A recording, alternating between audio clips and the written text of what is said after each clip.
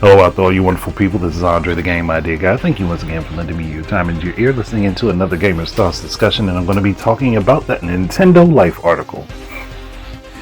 Well, not necessarily the article, but the response to the article. Because the response is nuanced. The article itself, I'm not even going to dive into. I'm not even going to give them the click because I know it was a clickbait article made so that they could get clicks to go to their website. You got to use stuff like, does the Switch 2 need backwards compatibility, or an opinion piece about how it doesn't? Then I'm not worried about what you're doing. I already know what your game plan is, and I don't want to support the game plan. So, that being said, I do want to talk about the fact that people have had this outrageous response to this, I guess you'd call it editorial, this opinion piece, and taking it as a definitive fact that Nintendo isn't going to have backwards compatibility from the Switch to the next platform. And I'm sitting here with the first thought in my mind was that image that they showed that they created a new Nintendo account system, and the first thing that you see on it is the Switch, and then they show that the blank representation for whatever the next platform is. That means that they're going to have backwards compatibility with this system going forward. They're going to basically use the same account system going to the next platform. They're not changing it again. That was one of the things that they were working on with the Switch, creating a universal account system. That was one of the purposes. So it's not tied directly to your console, even though your games, your library is tied to your console, but your account is not. Which means that you can transfer your games over to another console if your account is on a different console. Oh my god, it's like, I understand people are upset with Nintendo Life and making that article. I get that. I saw some of the responses that were, yeah, this is a BS opinion. I understand that. But why is it that when someone makes an opinion piece about something they have no control over, no involvement in, no idea how to work with it, why do we take their opinions as fact? Why? Why do we take their opinions as fact? And I see a lot more of those responses than the sensible ones, or the memey ones. And then, because I found it under Rob Ruler to Review, found it under one of his posts. The person saying that they were afraid that Nintendo would be influenced by these opinions. Firstly, I'm very sure it's too late in the game to change that. That's a feature that they would have in there. If they were going to put that feature in there, it's too late to go back and change that. It's already there. Or if they weren't going to put it there, then it's already not there. It's already too late in the game to change that. Nintendo's been working on this platform for at least, and I'm talking about the physical part of it, for at least the last 3 years. So yeah, if it's going to be there or not, it's already set in stone. Their opinion has nothing to do with that. Secondly,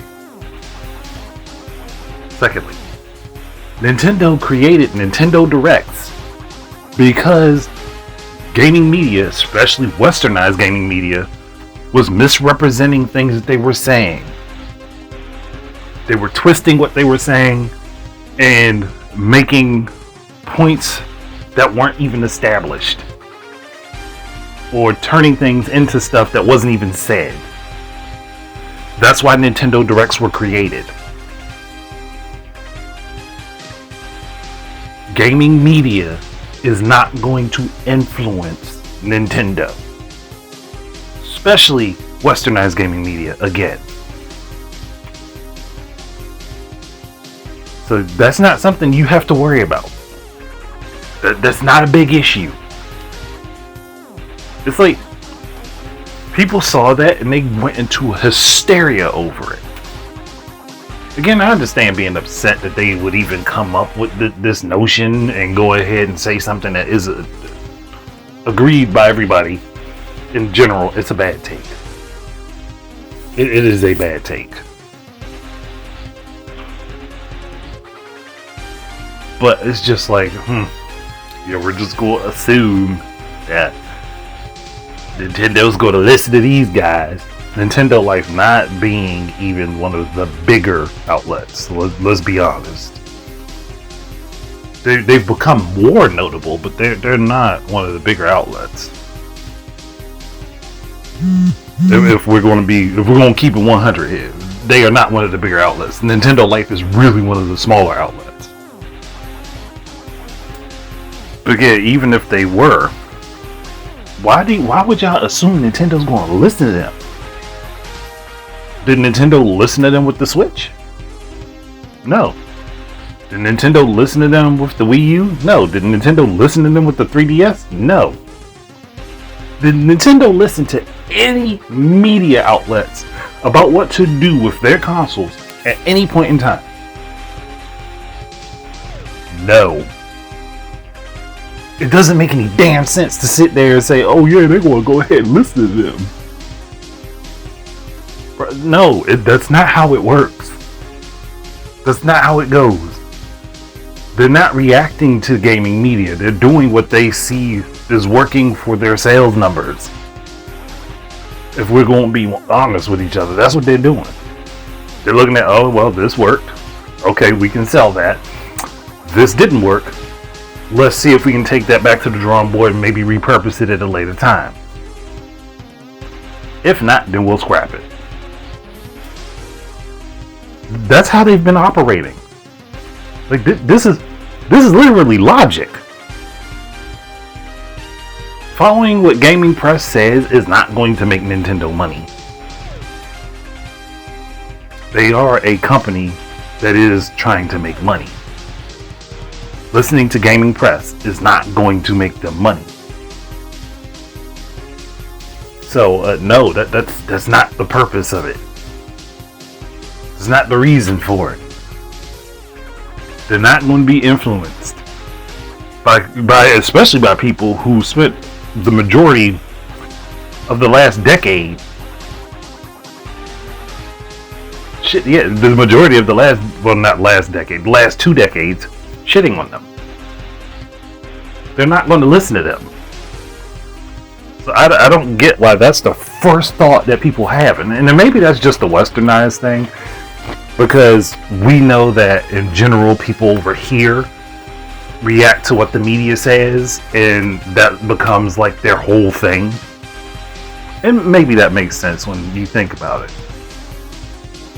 But they're not like us over here. You gotta stop thinking with your mindset on their actions.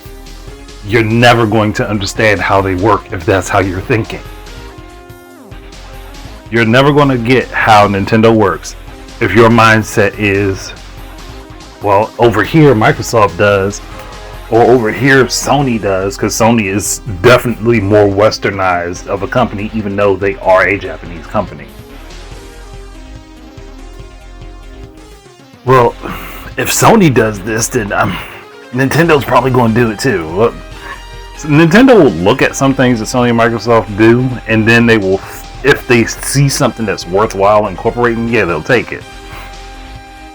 But for the most part, they behave and act very drastically different. That's one of the major complaints about people over here, is that Nintendo doesn't fall in line with what Sony and Microsoft do. So, if they don't fall in line with Sony and Microsoft, who are also in the gaming industry with them, why in the fuck would they listen to games journalists who have no damn idea what the fuck they are talking about most of the time? That's my question. Why would they listen to people who have no idea what they're talking about most of the time? Mind you, I will remind people, and I did this on Twitter anyway, this is the same gaming media that told everyone that backwards compatibility was pointless when the Wii U had it. And the majority of the people that started dropping off of the Wii actually missed out on a lot of the good titles from the Wii that happened later on in its life. Whereas people say it was completely dry. There was definitely less games coming out, but there were still games coming out. And a lot of people ended up ignoring that because they hopped over to Xbox 360 or PS3 later on. So a lot of people missed out on a lot of the later Wii titles that were actually really significantly better than the ones that came out in the early life of the console, that fixed a lot of the issues with the controls and things like that, and how the motion controls worked. A lot of people missed out on things after Wii Plus came, the Wii Remote Plus feature came out. So for those people, backwards compatibility would have been a good thing if they actually paid attention to it. But when they heard gaming media say, well, I don't care about backwards compatibility, it doesn't make much of a difference because both Xbox One and PS4 were coming out without it. Oh yeah, people forgot that Xbox One came out without backwards compatibility. They had to shoehorn it in afterwards. And that was after they made it a paid service. It was a paid service first. Let's not forget that. And it definitely became a paid service for PS4 through PS Now.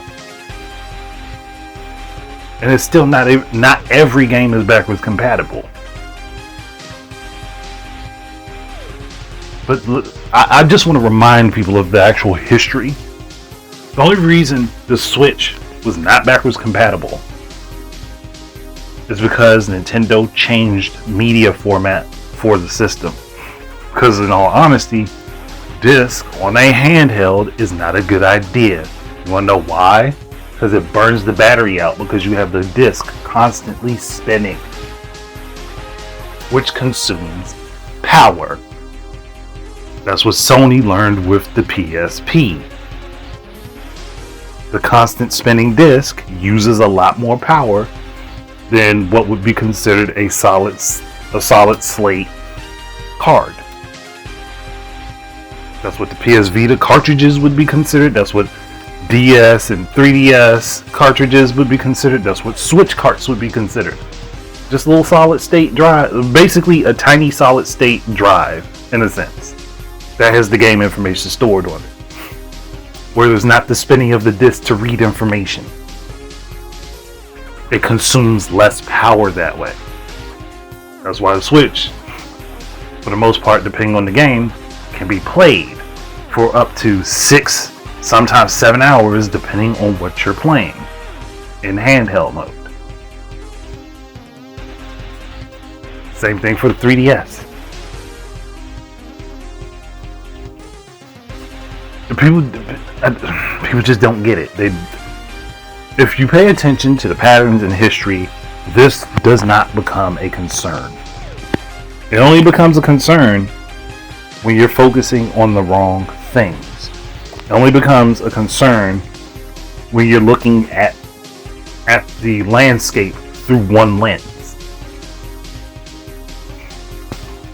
It honestly makes no sense for Nintendo to have, especially if they're going forward with the same type of concept, which I believe they are, having the Switch do both home and handheld gameplay.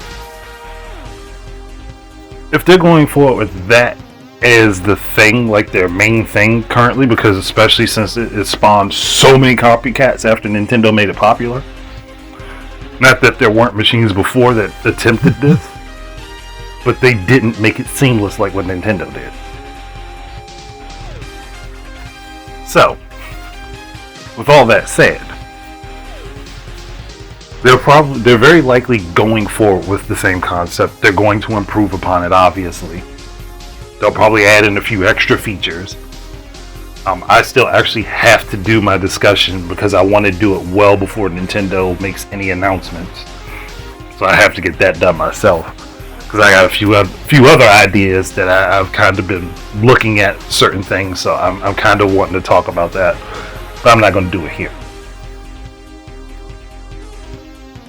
Don't expect Nintendo to behave like a westernized company when they are not a westernized company. That's not how they operate.